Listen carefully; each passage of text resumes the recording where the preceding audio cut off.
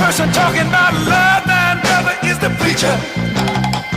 And it seems nobody's interested in learning but the teacher.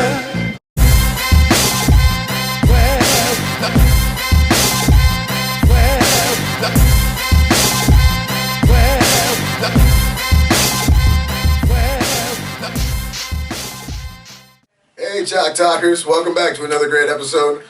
Today we're going to be talking about weaknesses, how to identify your weaknesses. Seriously. Wrong episode. Take two. Wow. Okay. We're also going to talk about how to drink and make sure that you don't pour water all down the front of yourself. Back here. But first we're going to get started off, we want to talk about a few things. Upcoming, when is it, November 7th. Yep. That's the Reebok Record Breaker meet at the CSA gym in Dublin, California. Pretty cool thing going on with this meet. Reebok is putting up, I think it's $1,000 for anybody that breaks a world record.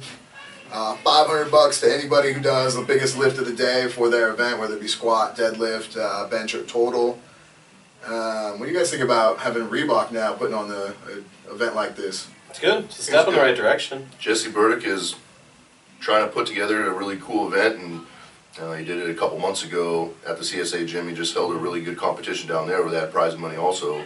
So now just another bigger event scaled by a much bigger sponsor, and it's great. I think he's definitely going in the right direction. Yeah, I think that's a fun way to kind of do the payouts for him too, because I know a lot of times you guys don't get money through competitions, but if you're the biggest lift, that's $500. That's good money right there for nothing. You break a record, $1,000. Whew, that's a good way to go. Yeah. Cool. What else we got coming up? We got our meet here. One more week. UPA meet, first one in the state of Oregon. By the time this airs, it'll already be over. So let's just do a recap. The meet went great. I said the meet was the meet went fantastically. Yeah. Everything got here on time. It's crazy. Everything was perfect. There was naked women everywhere. These two were not stressed at all. I was perfectly calm. I was like, you know what? If I could plan another meet next weekend, I'd do it in a heartbeat. Sign up for that one. I'm basically going to retire now because we made so much off this meet. Right, there it was you go. Great.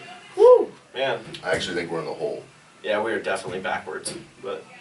Okay. Well, since we might be in my hole. Weird. Well, that sounds like an okay place to be. So.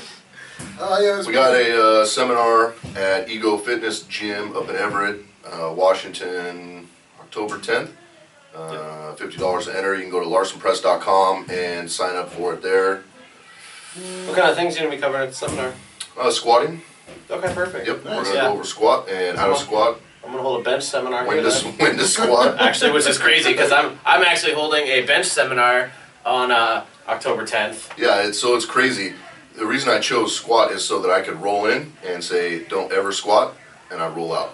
Don't. Oh, there you go. That's easy money right Skip there. leg day. Big money. Hand out a Larson Press t-shirt. I was like, you dumb fuck, you should have known. Skip leg day. What else we have going on? So it sounds like maybe we'll get to that one. Okay. I'm sorry for going on the line. You wrote them in order. I don't know his last name. Some people are getting blasted on Facebook for failing drug tests. Adrian, why don't you tell us a little bit about what did you read on that? I ran across a post of, does that affect us recording? No. Oh, okay, cool. I ran across a post of a guy who kind of called out some people for failing a drug test. And I don't know, that's kind of the topic I wanted to talk about or maybe bring up was if somebody fails a drug test, should it be for everybody to know? Should we be blasting their name, or should it be like, hey, this person's suspended or whatever? Or does anybody really care? I don't know. I think it is a big deal. I think if you make your decision to go down the road of using drugs, then compete against other people that are using drugs. Yeah. Don't compete against natural people. But then there's that fine area of who's on TRT, and is that then, should they only be drug tested? Yeah. It's just, there's a lot of gray area, so I guess I wanted to see what other people's opinions were on, should those people be blasted I think that's one of the issues right now with the way kind of just our society in general goes, though, with the way Facebook, social media, all, Twitter and all that kind of stuff. We know everything that goes on, and people want to just tell everybody all this stuff. Now we're watching celebrities get busted for all this shit that they used to do way worse back in the 80s and the early 90s, but somebody couldn't snap a picture of them on their phone real fast, throw it up on the internet, and have millions of people see it. Polaroids took too long. Right. Yeah, stick it even under your armpit, it was still a good 30 seconds. Oh, just you wait what I saw. So I think that the need for people wanting to tell everybody everything outweighs the need of people wanting to know everything. We hear all this shit that I don't care about, but people have to tell you. They have to say this.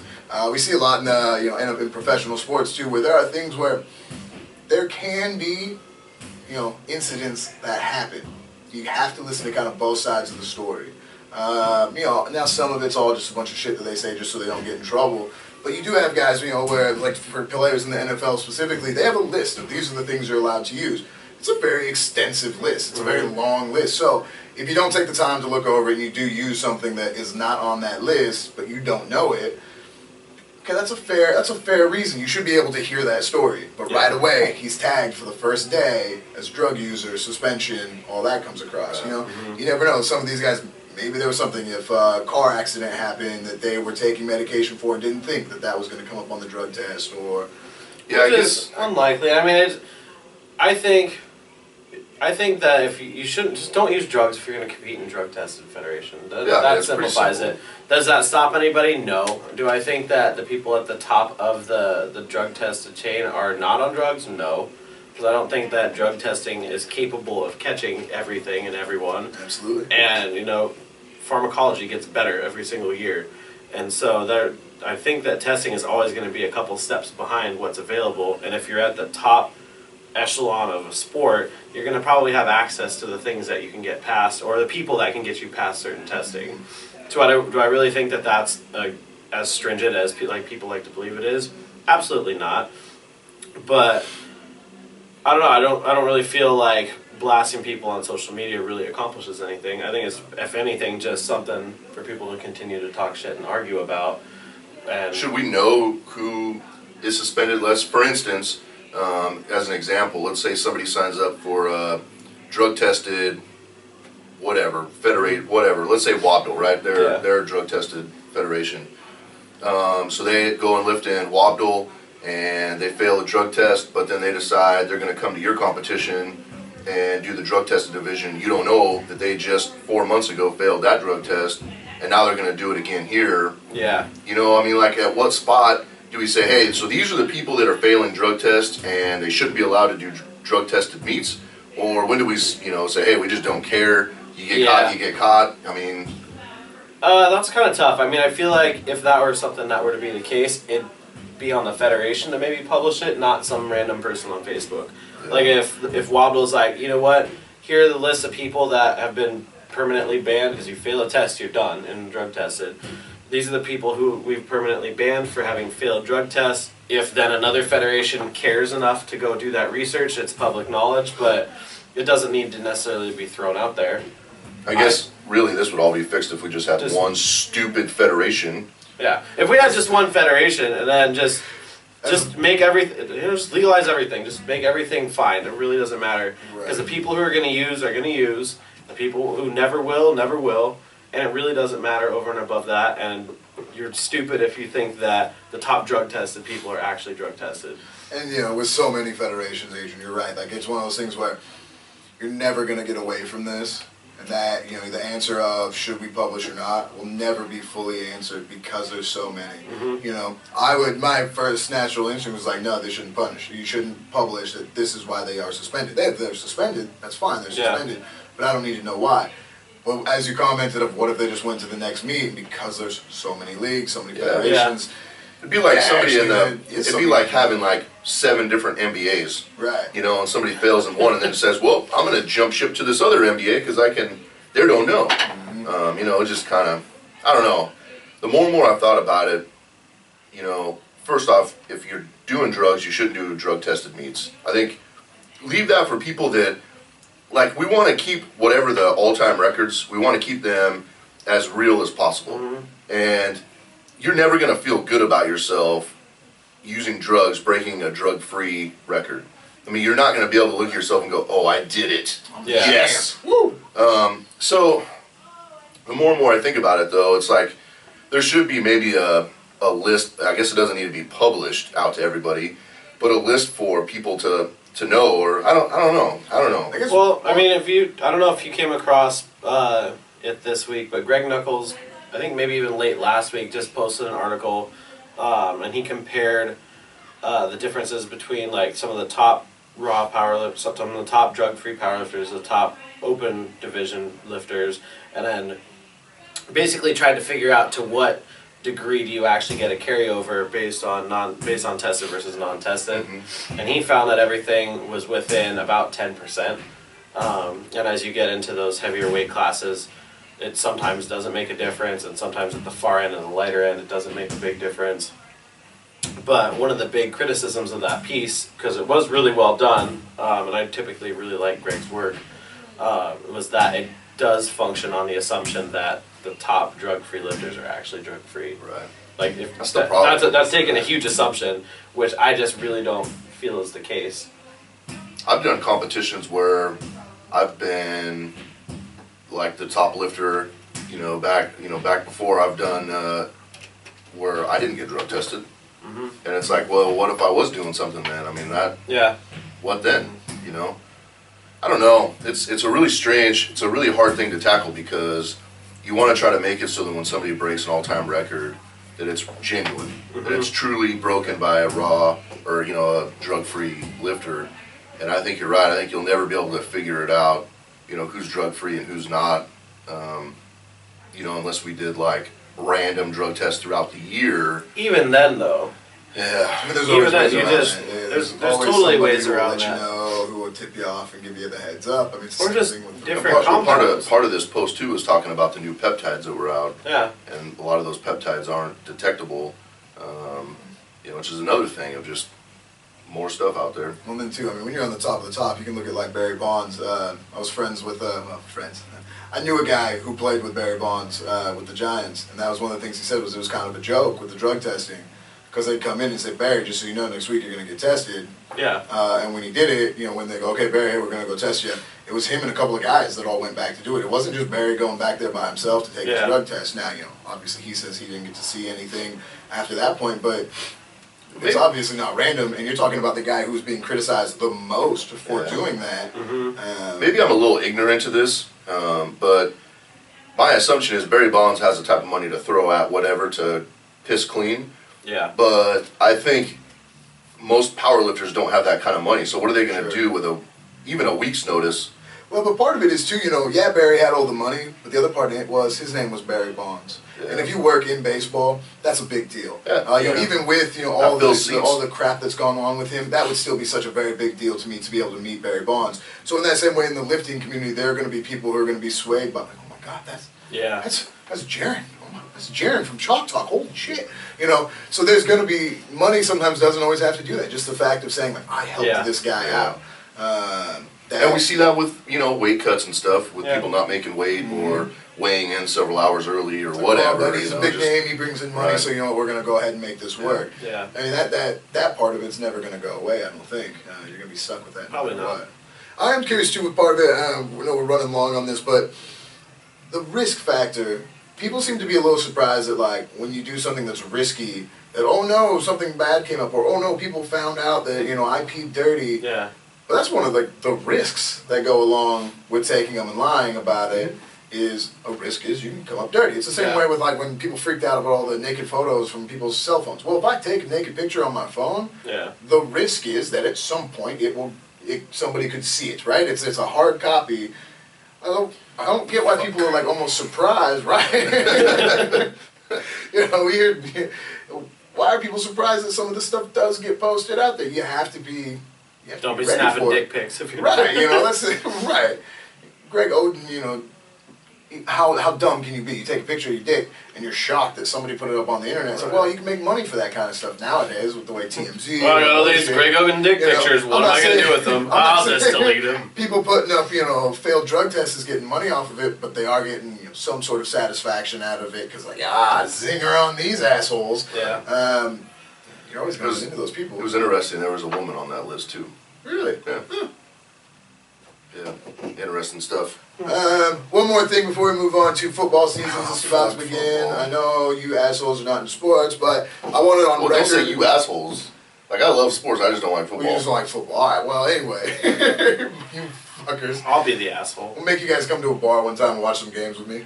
But I just want to, on record right now, Joke will be on say you. I'm now, just going to sit there facing the wrong direction, getting drunk. I'm okay with that. The joke's on you. That's what I prefer. Miami Dolphins will have the #1 defense this year. I just want it on record. I'm going to say it now. #1 That's my defense. They're favorite going to team. destroy it. This is going to be a big, big year for them. So I hope so. I'm quite excited. All I care about is I hope they beat the Bears. That's all I want. There you go. I have a bunch of guys I work with that are Bears fans, and I hate it. I hate it. Because you have to I listen hate to that. The Bears. Bears. Oh my god. So stupid. Or bandwagon fans. I can't tell you how much bandwagon fans piss me off. Oh, you mean Seahawk fans? Oh, Seahawk fans. Yeah. Oh, that's weird. Yep. Seahawk fans, Patriot fans, Yeah. Cowboy fans. I can't tell you how many people I've run across that say, oh, I'm a Patriot fan. Really? Why don't you tell me a little bit about the Patriots? Give me 4 Patriots. Tom Brady plays for the Patriots. That's about all I know. Cool. It's crazy too. After Peyton Manning left Indianapolis and went to Denver, all of a sudden there are a bunch of Denver fans. There's Bronco fans. I mean, I hadn't heard of a Bronco fan since John Elway was playing. So Yeah. Whatever. that's what. Yeah, Stupid idiots. that's why you have to get the true fans are people like Adrian and I who stick with teams like the Dolphins, who 3 years ago went 1-16. Yeah. You know how much I get made fun of for being a Dolphins fan? Oh yeah, I do because I get that same Yeah. shit as well. Shana's a Raider fan. Oh, That's even my worse. coworker's a Raider fan. Yeah, that's much worse. But they're also looking to do pretty Basically good. means she's in a gang. Basically. So I've been meaning to ask, this is not on our list, what does the tattoo mean? I've looked at your forearm every day for like 4 months. Okay, so it's a whistle point. It means he points and blows. I've heard that one. I've also heard that. Blow Oh, up does that point. mean you're a whistleblower? No. This is rape whistle. So I used to be a lifeguard. If you see the finger, blow the whistle. I used to be a lifeguard. That was my first job out of high school or in high school. Walk, please. And when you jump in to save somebody, you blow your whistle and you point. But what we would do is we would do these in-service drills. So like 7 o'clock in the morning, we're at an outdoor pool and we have to practice everything. But they don't let us blow our whistle because it's 7 o'clock in the morning in an outdoor pool and the neighborhood would kill us. So you yell, whistle, point, and then you go. So one day I was sitting at home, I was bored, and I was like, hey, I should go get a tattoo today. You know what I'm gonna get? Whistle, point. That's funny. Drove to a tattoo parlor, I was like, hey, can you do this right now? And there it was. Well, I don't know, we're going to have to draw it up first. Okay. I was one of those too that was real big on like I wasn't gonna get a tattoo below my elbow. Yeah. And then just out of nowhere I just slapped it on the forearm and then I just started Okay, I'll filling move up to the rest Portland. of it. Right, yeah. No, I work in the city, it works so this help me out. Everything on your resume looks good, but I notice you don't have a neck tattoo. Most people do like the eyeliner or the eyebrow tattoos. I think we should shade in your areolas. Like have permanent tattooed areolas. No. Why? Not do that. Well, that One, I if they think ever get ripped areolas. off, like in an accident, like a car accident. 2, I do have a wife that I have to go home to, and I think that she might find that a little off-putting. If I talk her into it, Is you're she? gonna do it. Dude, She, like, and you know what? If you can talk her I'll into talk her it, into it, I'll sure, pay for it, and sure. you're gonna do it. If you can talk her into it, Does she have absolutely. nipple preferences on you? No, we don't talk about my nipples very often. Yeah, we It's don't not- either. I that don't would think be that's a something- thing. Awesome to have tattooed areolas. You know how bad that would hurt? Yeah, that would be terrible. I'm gonna have to ask at home. I might consider doing like a bench bar across in between and turn those into like weights or something. I'd be down for something like that. That'd be kind of funny.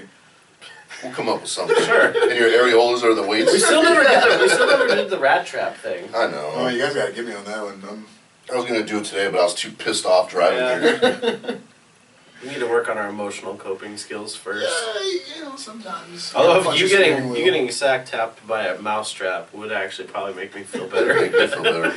Yeah, I don't think that'd make me feel better though. But, Yeah, but you seem to already be happy. well, that's a good point. I've had a good day today. Let's jump into this. Alright, so today our topic is taking weaknesses, and really we want to focus on being able to turn those weaknesses Into strengths. strengths. The negative into a positive. Let's see, Jeron, why don't you start us off with just first identifying our weaknesses. What are ways that you use to identify your weaknesses? Well, I wake up and I look in a mirror. Done. That was so simple, but that was one of the funniest things I've ever heard. Holy shit. Down, and maybe I'll start talking about how every morning when I wake up, I've got the weight of all my previous failures on my shoulders already, so I never quite forget. So that's my first way. I wake up, I already feel weak, and I've got that just deep inner sense of self-loathing. Then I look in the mirror. Ah. And then you look down to pee and it's all over. Then I was like, God damn. Seriously, can I have Come one on. thing? And then I see my calves, and I was like, nope, no calves, nope, can't jump, nope, apparently no dick, nope, no voice. I just now noticed too that your shirt says triple threat, but it's not the normal triple threat. What's most normal people- triple threat? It's for God. yeah, that's sports and team Yeah, sports you won't stuff. understand. Yeah, that's another reason why you should have self-loathing. Anyways, Identifying your weaknesses. since we're talking about training first, a big thing that I use is film. I film pretty much all of my working sets of my main movements. So what that does is it lets me be able to go backwards, actually pay attention to what's happening on in real time, and give myself coaching cues. So you do that a lot for your team too. I see those on Facebook of your team members getting that. I think that's a great way to go because Yeah. you can see a lot in the videos. And they see a lot too, so that's kind of a good thing for them that I've really started to utilize a lot this year. I've been doing it personally for probably 2 years now, close to that. And that was when I really started to dial in my technique on everything, just because it's really hard to see small shifts and things and to coach things with the amount of detail that I use with other people when I'm alone. Since I fail at having consistent training partners as well. So that's another one. Hey, friends are hard to find. So the cameras help me out quite a bit because I can look for things even during my warm-ups. A lot of times I'll see if I have, like if I'm squatting and I've got any kind of weight shifting from one side to the other. I know how to kind of address that before I get up to my work weights and then have a disappointing day. Sure. So that's a big one for me. How about for you? You know, I think the biggest thing when I look at weaknesses, maybe for myself or other people, is just kind of think about what I don't feel like doing or what I just don't want to do. When I'm training people or working with people, I'll ask them, following the bench, maybe what would you like to go do? They'll say something, and that kind of really gives me an idea of what they like to do. Because people want to go do things that they're good at or that maybe is easier for them. They don't want to go, oh man, pull-ups are the hardest thing ever. Let's do pull-ups so I get better at them. Nobody does that. So that's kind of how I start gauging, either for myself or other people, is, I've really neglected a certain part of my lifting and I've known about it. And I now have spent so much time working on that area because, I've neglected it for so long. I know that it's a weakness. I know it's holding me back. And so that's the way I kind of identify the weaknesses as far as training is concerned. Yeah, that was a big one for me. I did that with front squats for a long time. I just fucking hate front squats. They're horrible. I suck at them. Like, they're difficult. I feel like I can't breathe. They hurt. Like, nothing about them is pleasant. I would rather do pretty much any other exercise besides front squats. So what I did is I wrote out this like 10 to 12 week period where I'm front squatting every single week. And then go figure, I stopped hating them as much when I didn't suck at them so much. Yeah. And that one thing drove up my squat and my deadlift pretty significantly. So it's usually the things that you hate that you're avoiding to do because you suck at them, because you already know that it's a weakness. And it's always interesting because people are like, oh, what are my weak points? What are my weak points? It's usually the one thing they already are avoiding doing. Yeah. And they most of the time know about it. It can start as a big thing as a body part. Mm-hmm. And then, it can even get then as small as an actual lift. It's just not one or the other. It's everything. You see guys that'll like to, curl and maybe skip leg day. Well, the reason they do that is because they see a difference in their arms. They see the progress, so it's easy for them to train that. It's fun. They like what they're seeing. And then maybe they train something else, they don't see that type of progress as quick. It's like, well, this is not going to be another That's wrong true. day. Yeah. You know, Is that so what you did? yeah. Okay. Yep. You find that a lot too when you go to like big time commercial gyms too. Oh yeah. A lot of the emphasis is more of how can I show off, and I was a victim of not a victim. I did it. I could leg press, I could max out the machines at the gym. Yeah. So I'd love to go in there, do that real quick, and then go walk on the basketball court because it looks like I just did something. But I wasn't doing triceps before I went out there, because I knew what that was. I think a lot of, with Instagram and all that, you see those big commercial gyms, guys can curl more, and it makes their arms look good, so they're going to do that, but they're going to avoid, leg extensions or whatever it might be, because they just don't look cool. It's funny you talk about social media. Like, when was the last time somebody posted something that you saw where it's like, hey, I really suck at these, but I'm going to show you this is me failing at something, or this is me not doing well at something I should be doing. It never happens. Right, Yeah. People only video what they want you to see. There's a lot more, than one bench press set or one squat set. There's so much more in your training, filming stuff that you're not good at and looking at it and even reviewing it, posting on social media and getting feedback like, hey, good job. Even though you suck at those, Yeah. you did them, good work. Yeah. That rarely happens. Yeah. With, especially, I know Facebook, we're kind of beating them up just a little bit, but it's all really just kind of a way to show off a little bit. Sure. And that's all It's that you really instant see. gratification. Exactly. And that part, I think, makes people avoid their weaknesses more and more because everybody wants to hashtag, they want to check in at the gym, and they want, I feel like they need to post something all the time. yeah, they got to throw that stuff up there. So, but they're only going to throw up their good things, so that's all they work at. I guess I've done that before, though, too, but, Film gets carried away, too, I think. Like, it's a really good tool, but I feel like most people film shit just so they have something to post, and they're not. Like, you can tell by the angles that are offensive when we make fun of them that you're like, there's no possible way that this was designed for you to be able to see something about your technique. You literally just wanted to film it for social media. Not saying that there's anything wrong with that. I've done it before. I shoot stuff from a bunch of different angles, but I think a lot of times people get caught up in the wrong goal. Like, they don't train to get better at anything. They train to do something that looks good, or they train to have something to post, or they train so they can, like, identify with working out or whatever. Why don't we do this for like the next 2 weeks? Why don't we just have, maybe we'll send some people some free shit. If they post shit they're not good at. They got to post a lift or an exercise, a movement, whatever, that you suck at. And let's just see. Yeah. Maybe that'll Start help. a movement. Yeah, maybe that'll help people get some feedback. Like, for instance, one of the things I really neglected for a long time were my rear delts. I never worked my rear delts. They sucked because you'd have to grab 10-pound dumbbells and work your rear delts. You know how stupid it looks to grab 200-pound dumbbells and press them out for 10 reps, walk all the way down to the other side of the rack, grab 10-pound dumbbells and do rear delts? It looks stupid. So I neglected them for a long time.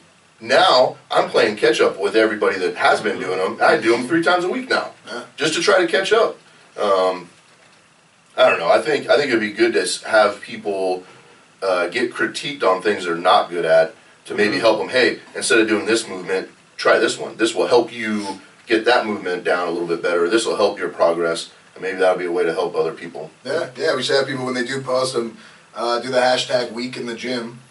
Okay. Not W-E-A-K. W-E-E-K. Right, no, a weak as in weakness. Right. You're talking to powerlifters, so. How Oh, about, I guess it's a good point. I Maybe guess we we should can make make it. We can make it simple. How about- Yeah. like, shit you suck at? Maybe Sharon's shit. fat. Well, I guess so.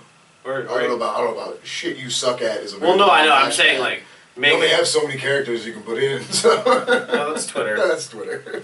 Kid Let's Larson put 2498. Cake farts. Hashtag cake farts. No, that's a bad plan. Come up with a better hashtag. I'll come up with one. We'll put it on the Facebook page and We should come up with it right now, too. right now. Yeah. Well, we just do hashtag weakness, but No. okay. Hashtag weak chalk. Oh my God. Let's come up with this later. This is what happens when you tell me to do Hashtag things on the chalk spot. strong. I'm just gonna start naming Chalk it. strong. Chalk strong. Yeah. I actually think that's pretty funny. Done. You know that'll turn into other things. Yeah, that's fine. exactly why Chalk Okay. Talk is I'm funny. sure we're going to be the ones that turn it into other things. Yeah, we're done. Fair enough. Post your things you suck at, hashtag ChalkStrong. There you go. Boom. So, All right, so one of the good things of it, because we use this as a tie-in, if you do post on there, is you can get some critique from people who may have more experience in those things. When you're looking for, when you're looking for some of the weakness, you want to go to somebody to get help. Do you have to worry about, I guess for an internet term, trollers, but people who, especially when you put a video up, you're going to get a lot of people like, oh, that's weak, why do you, Adrian, you get it all the time. Why don't you try putting your feet down when you do the bench? Oh, yeah. probably get more leg drives So that you way. get stuff where you don't get any real help. How do you weed those out? Well, you have to go into it being vulnerable to letting people critique you and being okay with it. I guess the best example, kind of talking about Chris Bell, his new movie, Prescription Thugs, right? He put his whole life out there. Stuff that maybe the three of us would hide from everybody else and say, well, we don't really want people to know about this. He put it all out there for everybody to see and said, here, learn from me. Let me help you learn. And I think that you need to be able to take what people have to say and go, okay, now, just like we talked about in that one podcast, is this from a reliable source? Are they just trying to make me feel like shit? Is this something that truly would help me? Who is this person? Who is this? Yeah. Yeah, and those are the types of things that people need to look into before, they take the advice. I worked with a guy one time as an example, and I don't know if I talked about that podcast we did that, but he went up to a really well-known bodybuilder who wanted to be a bodybuilder, and he said, what do I do to get to your level? And he's like, eat Fruit Loops, or whatever. He says he eats a box of Fruit Loops every day. That's not true. But the guy looks at it, he's like, no kidding, okay. And goes and buys Fruit Loops. You have to take everything that people are saying with a grain of salt, kind of feed through the bullshit, Right. and then take the bits and pieces that you need or you think are going to work and put them to use. I don't think that if worrying about trolls and stuff is really a big deal if you're coming at it with the right perspective. And this is something that I had talked about in one of my car videos. Like, Oh, if you geez. shut up, this is gonna tie in perfectly. Taxi You're gonna cab feel confessions with Jeron. stupid. Shut up. I don't have a better comeback, but shut up. Being able to figure out what your weak points are and put a plan together to fix them is more of an empowering position than not. So if you're like, hey, I already know that this is something I need to work on, like I'm clearly trying to get better, what advice do you have? Because I'm trying to put together a plan to no longer have this weakness. That's a pretty good position to be in. I'd rather be in that position than being the person who has no clue, who's just, doing dumb shit. Right. You know what I mean? And has no idea what's going on and is just completely ignorant. That person's going to take a whole lot longer to make progress than the person who's already taken the time to, examine what they're doing and pick apart where they could be better. Sure. There's no problem and there's no weakness in trying to get better. I think it's a weaker position to suck and then try and defend sucking. That's a good point. When you put up with some of those, do you have, as trying to fix your weaknesses, how do you put together a plan to fix them? You can take the critique from the videos and stuff and put stuff together, but what are the important parts of a plan to eliminate your weakness?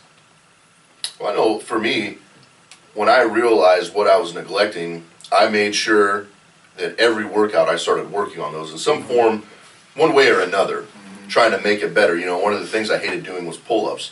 I was doing pull-ups 4 times a week for a while because I just wanted to be better at them. It wasn't necessarily the smartest thing as far as making me stronger right that second, but it was important to me that I was able to do X amount of pull-ups and I could do them at any given time. And so that's what I kind of strive for. The same thing with the rear delts. When I realized that I was purposely neglecting them on all my workouts, I started implementing them in several times throughout the week. I think you can still overdo it. Like, you have the stuff you're strong at, and you should still do those, right? We don't, just because you're good at something or you're strong at something, you don't neglect that now to work on something that you're weak at. But you have to, whatever you're strong at, you should have to work out harder, but then you really have to pay attention to what you're weak at and incorporate that in at least, at a minimum, twice a week. Sure. Yeah. Jeron, you said that when you were working on your front squat, that you wrote out, your plan to have your setup. What would you suggest to people who maybe don't have the knowledge that you do to be able to write their own plan out? I mean, Some tips. it doesn't necessarily have to be super complicated. Like, my wanting to focus on front squats is because I realized that when I stopped doing bodybuilding training and just focusing on powerlifting, like, my quads went away. My quad strength went down real significantly because when I was doing bodybuilding type training, I trained mostly quads just because you can see them, right? Sure. So I did it for an aesthetic thing, but I also had tons and tons of volume and amount of time spent working on making that muscles bigger and stronger. When I started box squatting, which I realized, didn't have a lot of carryover for me, or I started doing things that all focus on posterior chain, glutes, hamstrings, like your powerlifting muscles, or so I was told. I completely stopped doing anything for quads. Like, I didn't have a leg press, so I didn't do it. I always squatted wide stance, so that is mostly hip dominant. I deadlift, which is mostly hip dominant, and I didn't have a leg extension, so I didn't do any quad training. And for 2.5 years, built everything up at the expense of that one thing. And so I was like, well, shit, maybe if I make my quads stronger, like my legs stronger, I can squat more, maybe that'll help. And so I was like, well, I haven't been front squatting. Front squats are great for your core, upper back, and quads. So I started front squatting once a week, and then I started hitting leg press really hard the other day of the week. So now I'm getting some quad work in both times. Sure. Other than that, I'll try and maybe work in 5s on the front squats. If I feel good, I might go a little heavier. If I don't, I might go a little lighter. The leg press, I might do 4 sets. I may do 6 sets. It does matter, but it really doesn't matter at the same time. Sure. Well, So it's, I kind of had a plan, but I attacked what that weak point was a few times a week, a few different ways, and now I've brought my quad strength up significantly. and something to be real clear about, and hopefully people don't take away this one thing, is just because you write down a program doesn't mean you don't do it in training, right? Mm-hmm. It's really difficult to, if you don't like doing something, you put it down on paper, it's still very easy to neglect it. Oh, yeah. Right? You could put down a plan and say, these are the things I'm going to do, and then go, oh, I don't really feel like doing those. Yeah. Yeah, I fucking So when Jeron talks about doing a program for himself, he's sticking to that template pretty closely because he knows those are the things that are going to make him stronger and better as a lifter. So if you're going to stick to a program, or you're going to put a program in place for yourself, you have to stick to it. Don't veer off and go, oh shit, rear delt time, I'm out. So I'm going to go do curls and then I'm going to take off. You just stick with it so you're still, just because it's on paper, it ain't going to do anything. Yeah. Yeah, and like for myself, I mean, there's some degree of fluidity with when I write those things, because I know generally this is my goal, is to bring up, this lift at this point, and, bring up this muscle group or whatever, just using the squat as an example because it's the most recent.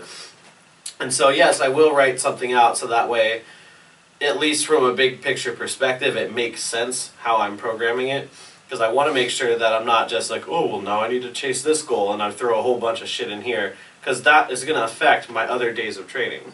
So I do my best to look at it outside of the context of a session, because it's really easy to either get caught up in the moment and want to overdo something, or to get caught up in the moment and completely want to skip it, like Adrian was saying. Because after my main work, I don't want a front squat ever. Sure. So when I first started doing them, I put them on their own day. So I was like, you know what, on this day, my only goal is to do good at front squats. Whatever that ends up looking like, I don't care. But now I don't have the excuse of being tired from having squatted regularly before. Yeah. So that worked really well for me, because I failed it. Like, I skipped doing them the week before. I was like, nah, these just need their own day. So just kind of knowing what your own weaknesses are mentally, I think, is a big thing. And I guess that's kind of probably a good transition too. Yeah, because then, we've been talking all this stuff up in the gym, but I mean, this same sort of stuff happens in real life too, where you have your weaknesses that you got to try and change. Mm-hmm. You guys have any examples? I think something that I've been getting, I get about every week. Somebody will send me a message or something on social media or an email or whatever, and they'll say, man, I just tried these Larson presses and they're like really hard. What do you think your bench would be if you didn't have this going on? And And it's pretty simple, man. I ask them, well, what do you think your bench would be if you didn't have leg drive? I don't know. Maybe I'd bench 14,000 pounds. Maybe I'd only bench 315. Maybe growing up I'd say I don't like benching. Maybe I would have squatted. I don't know. Kind of going and playing the what if game doesn't make any sense to me. You just tackle what you have, try to be as good at it as you can.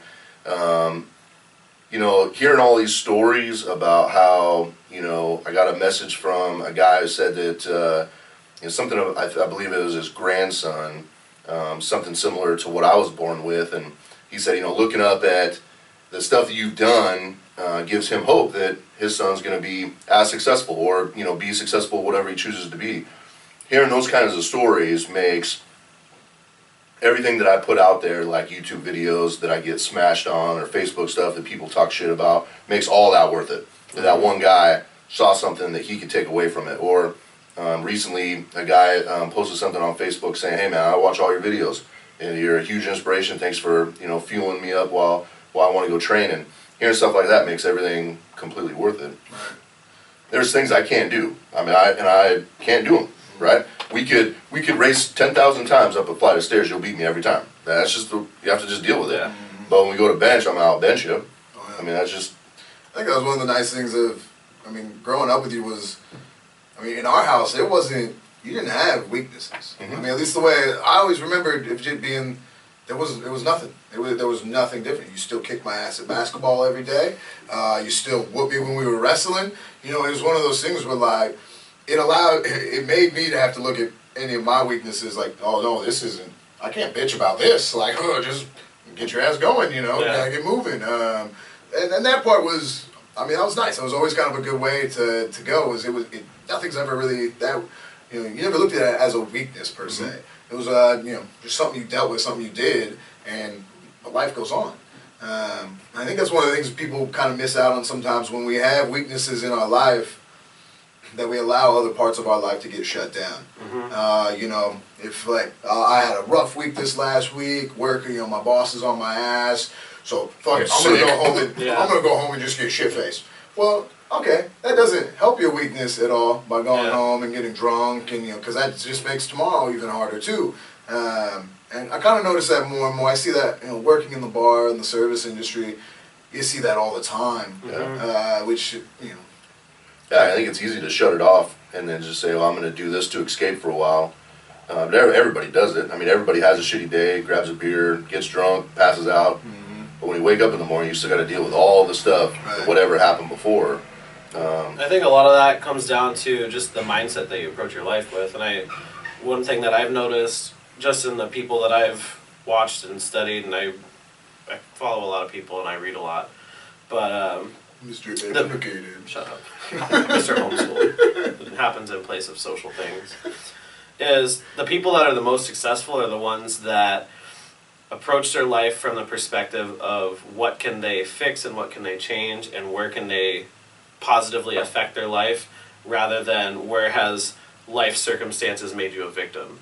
And so that's something that I always try and keep in the back of my mind when everything feels like it's falling apart, which, you know, had a rough couple of weeks. Sure. But that's not an excuse for me to not work hard in the direction that I'm still trying to go. Right. And so in any situation, no matter how difficult or how, you know, complicated or frustrating it may be, there are still places where you have control over how you respond to those circumstances. There's still work that you can do. There's still a place where you can positively affect what your life direction is. And I think people too often, you know, get caught up in, you know, life is happening to me instead of this is what I'm doing in life. And that mentality is what allows you to be able to step outside of your circumstances and, you know, assess what your weaknesses are, or what, you know, what your struggles are in life, and where you can actually have room to improve, or what you can be doing better, and then put a plan together to fix it. It's the same thing with training. You do that in your life. Where are the places where, you know, I'm not trying my best, or I'm not putting 100% effort in? What are, you know, the relationships in my life that are positive and helping me move in the direction that I want to go? What activities am I doing that are moving me in the direction I want to go, and which ones aren't? and being able to kind of get rid of the shit that's not productive for you and focus on the things that you have in front of you is just a really powerful perspective. Yeah, I want to share a small little story. Back in the day, I had real anger problems. I think it's a Larson thing. That's just a family thing. We have this little bit where the fuse is short and we can get real set off. Lost a lot of friends that way. Started reading into Zen, the Zen Buddhist kind of stuff. And there was one story that really stuck with me that can kind of help out. Especially like I was thinking with your situation, like this week, you had your truck breakdown. When something like that happens, it's really easy to get super frustrated in the moment, and it makes it really hard to complete the task. But there was a story of this old grandfather who has his grandkids there at his house, on their farm or wherever. They're playing. They come in, they ask for some juice. He pours them, 2 glasses of apple juice, and one of them has pulp in it. And the pulp is floating around, and it makes the apple juice look all dirty. And the grandson says, "Grandfather, I don't want this one. This one's dirty. How come his is better? I want a clean one." He goes, "Nope, that's the juice we have. That's what you get. If you don't want it, leave it there. Come back later." Kid says, "No, I don't want it." Leaves it there, goes plays, comes back an hour later, the juice is crystal clear. And, "Oh, you got me a new glass. Thank you, grandfather." I goes, "No, he didn't get him a new glass. He just was able to look at it in a different light, in a different way. Everything had settled." And that's one of the things, like, I'm one where if I have one thing happen, I tend to, "Oh my God, like, how could this traffic, oh fuck," and then I'm at work, and now because of traffic, then fuck this person because that guy's not just because. But if you can allow things to kind of settle, it allows you to see those weaknesses a little more clear. And allows you to, I feel, evaluate them a little bit better. Because, no, I'm never going to give you a good evaluation when I'm mad. I'm basically going to tell you to go fuck yourself. And I might flip you off, just to throw it in. But in a cool, calm-headed, then you can solve a lot of problems. Well, that's something I struggle with, too. Like, my first reaction is freak out. Like, God damn it, this is out of my routine. I don't know how to process this because this isn't happening how I already understood it was going to happen. So I'm a delayed response. Like, if you give me a few hours, 24 preferably, to like sit on something, then I can have a conversation like this. And I'm level-headed and I'm introspective and all those other things. And the moment I may be 2 steps from just like ripping my throat out. It's funny because you talk about this. I've really been kind of thinking about this for myself, my own perspective, because, for instance, you and I, when we would drive down here, we'll kind of swap stories about, hey, this is what pisses me off, this pisses me off, and, we'll kind of talk about work and whatever else. And it's funny because when I tell you something about me, I'm fired up and I'm pissed and I'm like, man, F this place, I'm tired of it, I don't want to do this, I don't want to do that, screw it. And then you tell me a story and I'm like, oh, well, here's how you deal with it. Oh yeah, it's super easy to take care of. And you're over there like, no, listen, it's like this. And I've tried to incorporate that into my stuff that really pisses me off, is to sit back and go, if this was somebody giving me this type of problem, how would I tell them to handle it? Because you're right, my natural instinct is when something happens, I get pissed.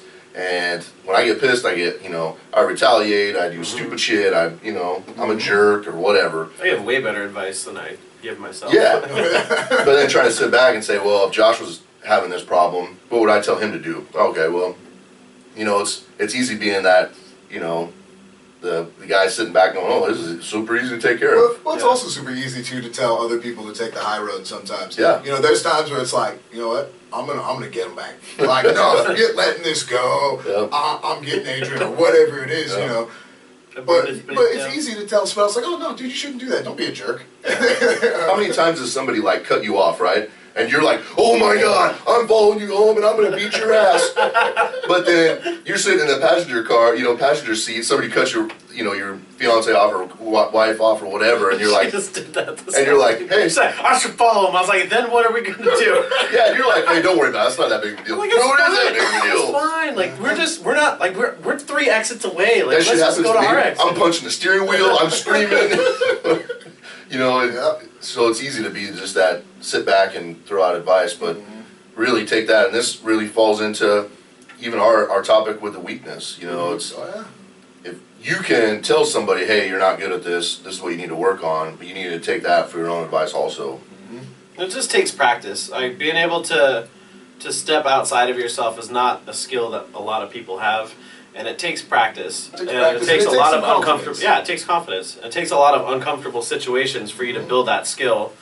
But you do that enough for a long enough period of time, and then you can hopefully rewire how you respond to things and get better at it. Yeah. I'll say, I mean, it took me a long time to kind of get stuff under control. I'm not perfect. Yeah. I have it under more control, I would say. I wouldn't say I have it under control, but I have better control over it than, had used to. And it takes time. Yeah. You go through it. You have to listen to people. You have to take what they say and really focus on yourself and your weakness and what it is about that you want to change. Well, I think a really big part of it is the control. In this type of situation, the control that you have is being okay with not having control. Absolutely. That's the biggest part, because if you take all of this and then you're like, okay, well, I'm going to really just dial in, not overreacting to stuff, and then when that doesn't work, you freak out, you defeat the purpose. Yeah. A lot of it is developing a comfort with not having control over everything except for yourself and how you respond to it. That, I think, is the biggest perspective change.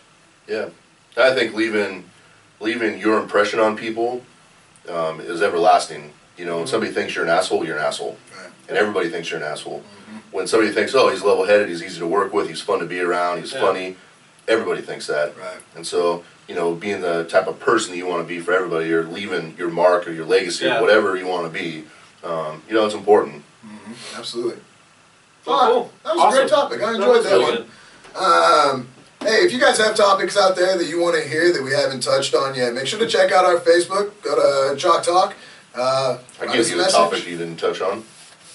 What? Well, I texted you it yesterday. Oh, yeah. Well, we'll save that Some one for of them. another. I think that one will be better answered with Jeff. Okay. I think he needs to be That's here for fair. that. So, That is fair. All right, what video we got here?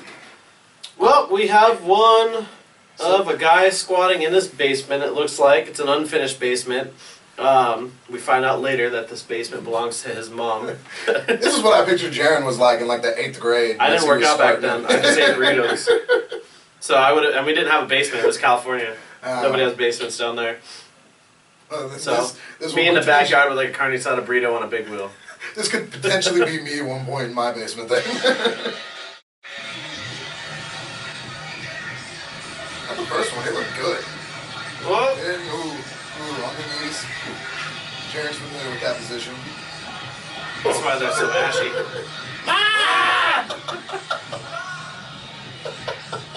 Listen, if you ever have to call your mom to spot you on anything, you shouldn't be doing it. But I like though, he didn't even try to do it by Yeah, he himself. could have just thrown it off his back. Right. Instead, he just yells for mama. Now we're about He's to. wearing claws. Right now, we're going to watch a CrossFit team event. You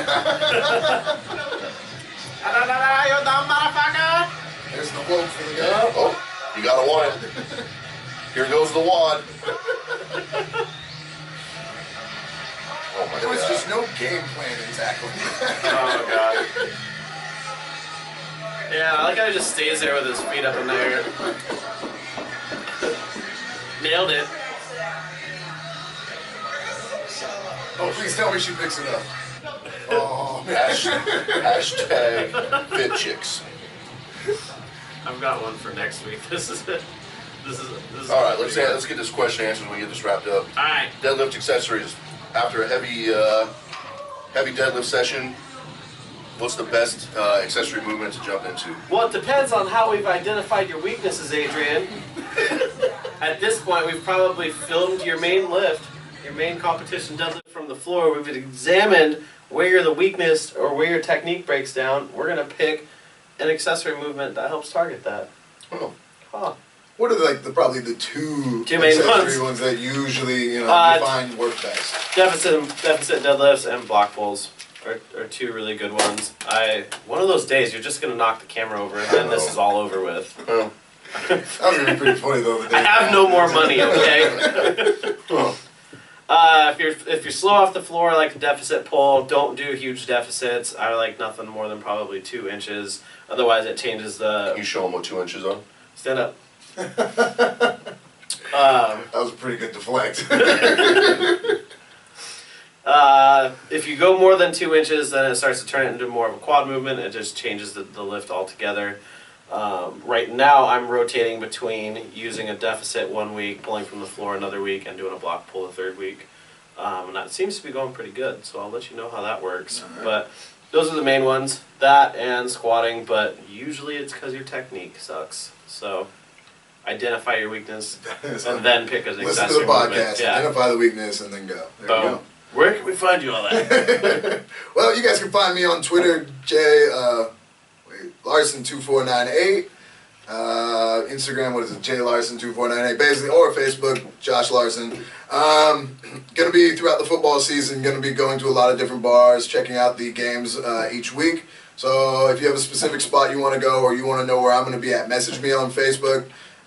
Week 1, I was supposed to be at the Hungry Tiger, but my wife is gone and I have the kid, and they won't let Isn't me. it the bring- Thirsty Tiger? Is it the Thirsty Lion? Oh yeah, Thirsty Lion. Thirsty Lion is a different Yeah. bar than the Hungry Tiger. Hungry Tiger's out in Northeast. Is it a Crouching Tiger? Oh, Yeah, next they week got- I'll be at the hey, Hidden Dragon. No, see, this is what you guys Next are gonna time make I'll fun be of at me. Glory Hole Anonymous. You're gonna make fun of me for this, but I like that spot because they have. I'm gonna be vegan at the corn Tasty dogs. Tasty Kitten. And week 2, I think I'm gonna be at Calamity J's off of 108th and Halsey. Why do all the bars in Portland sound like they're bars in Portland? It sounds like a STD. What are the bars out here called, you jackass? That are just so elegant out here. And, No, I don't. Red Robin. yeah, right. I was gonna say not including Red Robin, Applebee's, or Old Chicago, but. Well, I mean, it depends on what kind of bar you want to go to. So I'm just saying, you're insulting Hungry Tiger and Calamity J's names. No, And you can yes. give me an example of another name for a bar in here where I could watch football and in Great Tiger at Oregon. Hot seat. The Hot Seat? Yeah. That's supposed to sound less gay than the Hungry Tiger? The Hot Seat, really? That's the one you chose? Yeah, man, that was a Yeah, bad you're choice. fair. They could Fair. have gone with like the Elks Club or something and not sounded I don't even gay know with there was one. that here. I don't know if there is. Alright, Jeron, where can we find you at? You can find me on Facebook, Instagram, and Twitter. Jeron Carriage. You should know how to spell it by now. You can find me online, savagegym.com. Savage Gym is also the YouTube channel. Adrian, what about Alpha you? Project and LarsonPress.com. Make sure to check out on YouTube. We got this Knucklehead does his car talk, and then we also have the Alpha Minute. Those are some pretty good videos that we've been seeing going up. His We're are also- about a minute, but if they're not exactly a minute, please I be get sure to leave a blasted. hateful comment. in Yeah, the put it on comments. Facebook and tell them. That was a minute 7, you idiot. And also, I know we've been saying this, but keep looking out too. These guys will be punishing me here very soon. And look out on YouTube for videos from the meet that'll be out after this airs. ChalkTalk.tv and Chalk Strong. Hashtag Chalk Strong. We're not done. Oh. You can't just get up and leave. All right. Or at least just say suck it so it's over. I was gonna say, yeah, but that's all you gotta do is just say the Oh. final words. Suck it.